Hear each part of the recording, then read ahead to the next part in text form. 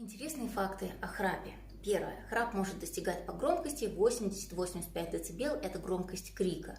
Второе. Самый громкий храп был 112 дБ, самолет, идущий на посадку. Третье. Мужчины храпят чаще женщин. Они же сильнее страдают от храпа в плане здоровья, потому что, четвертое, в 30% случаев храп сопровождается остановками дыхания во сне.